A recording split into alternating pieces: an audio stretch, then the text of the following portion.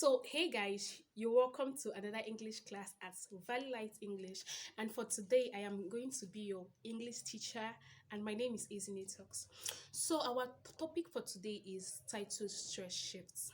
Stress shifts. So, stress is the extra force applied when pronouncing a particular syllable in a word. Stress is the extra force applied when pronouncing a particular syllable in a word.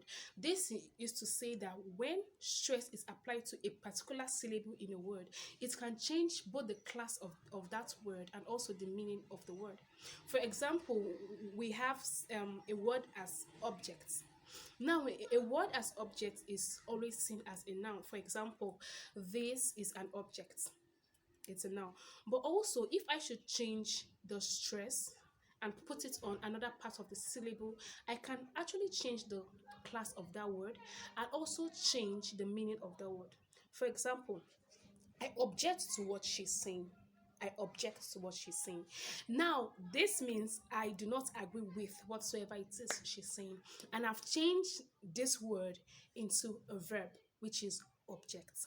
So, stress shifts in essence is how we can juggle stress from one part of a word to another to change the class of that word and also to change the meaning of the word. So I hope you understand firstly what stress is and next what stress shift is all about. So let's take a few examples and our class is over. The first example I've already given is object. This is an object. Object. I object to whatsoever it is she's saying. We have another word as insult. Insult. She gave me an insult. She gave me an insult. They insult him every day. They insult him every day. They insult him every day is a verb. It shows action, what they do every day. We have another word as input. Input. She has made a lot of inputs since she came. She has made a lot of inputs since she came. What would she impute if we bring her into this business? What would she impute if we bring her into this business? This is a verb, while input is a noun. Now we have another word as access. Access. I gave her access to the room. I gave her access to the room. It's a noun because it can ask a question as what did I give her? I gave her access to the room. Now we have access. She accessed my laptop. She will access my laptop. That means she will gain entry into my laptop. Here it is acting as an action word. It is trying to perform something. It's a doing word. So for this one as access, it is a verb. Now we have other words as inputs.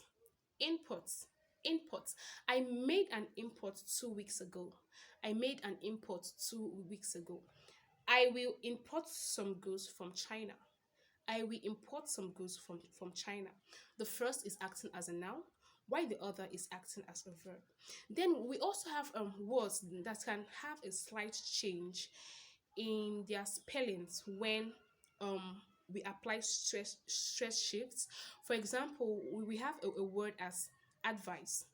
Advice. Advice is a verb. I gave her a piece of advice. I gave her a piece of advice. Advice. Then we have another. I will advise her. I will advise her. Advise. This is acting as a verb. I will advise her. Why this is acting as a noun. I give her a piece of advice. So what we actually did today is stress shifts of two syllable words of noun and verb. Yes, because what we actually did right now is just noun and verbs. Then we also have some which can actually change to adjectives, but we didn't do that because I think this is like a basic class to understand what stress shift is all about.